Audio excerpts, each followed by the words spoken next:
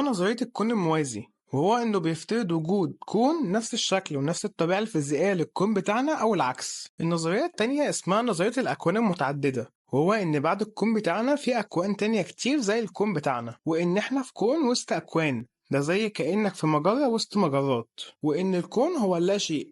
النظرية التالتة هو إن ما بعد الكون فراغ، مفيش أي حاجة في العالم غيرنا والله أعلم.